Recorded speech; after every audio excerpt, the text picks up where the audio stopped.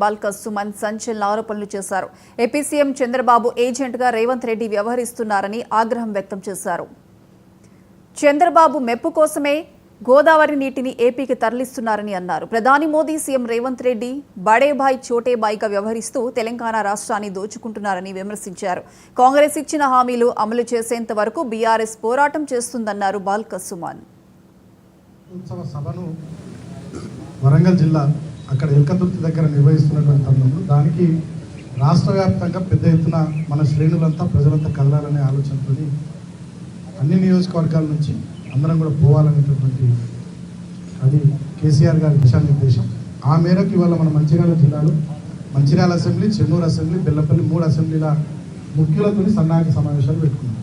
మనకు ఎందుకంటే BRS party పుట్టుక తెలంగాణ కష్టాలు పడుతున్నటువంటి తరుణంలో, తెలంగాణ ప్రాంతం గోసపడుతున్నటువంటి తరుణంలో, తెలంగాణ ప్రజలకు నీళ్లు లేక, తెలంగాణ రైతాంగానికి కరెంటు లేక, తెలంగాణ బిడ్డలకు ఉద్యోగాలు లేక ఇబ్బందులు పడుతున్నటువంటి తరుణంలో ఆనాడు ప్రపంచ బ్యాంకు జీతగాడిగా చంద్రబాబు నాయుడు మారిపోయి అభివృద్ధి పేరిట తెలంగాణ వనరులన్నింటినీ విధ్వంసం చేస్తున్నటువంటి తరుణంలో ఒకే ఒక్కడు సిద్దిపేట గడ్డ మీద నుంచి ఒక పులిబిడ్డ కేసీఆర్ గారు బయలుదేరి ఆనాడు గులాబీ జెండా ఎత్తి తెలంగాణ ఉద్యమ శంకారావాన్ని పూరించి 14 సంవత్సరాల పాటు పోరాటం చేసి మొక్కవోని దీక్షతో చివరికి చావు నోట్లో తలబెట్టి మనందరి సహకారంతో ప్రజల దీవెనతో తెలంగాణ రాష్ట్రాన్ని వారు తీసుకొచ్చింది ఈ గులాబీ జెండా నేతృత్వంలో బీఆర్ఎస్ పార్టీ ఆధ్వర్యంలో. కాబట్టి అలాంటి పార్టీ ఆధ్వర్యంలోనే ఈ రాష్ట్రం ఉండాలని 2 టర్ములు ప్రజలు మనకు అవకాశం ఇస్తే అద్భుతంగా పరిపాలించడం, బ్రహ్మాండంగా పనిచేసినాం, కష్టపడ్డాం.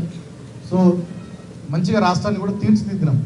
వాళ్ళు 25 సంవత్సరాలలో ఈ రజతోత్సవ వేడుకలు చేసుకుంటున్నటువంటి తరుణంలో మళ్ళీ అప్పటి పరిస్థితుల్లో తెలంగాణలో ఇవాళ కనబడుతుంది.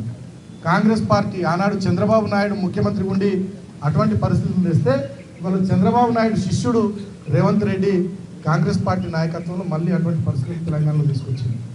ఇవాళ ప్రజల్ని ఎట్లా మోసం చేసి ఆ విషయాలన్నీ ప్రజాక్షేత్రంలో ప్రజలకు వివరిస్తూ ఈ కాంగ్రెస్ ప్రభుత్వంపై పోరాటానికి డెఫినెట్గా మన గులాబీ దండు మళ్ళొక్కసారి ప్రజలందరినీ సమీకరించి తెలంగాణను కాపాడుకోవడానికి, తెలంగాణ ప్రజల్ని రక్షించుకోవడానికి మరో పోరాటానికి ఈ సందర్భంగా మనం శ్రీకారం చుట్టాల్సిన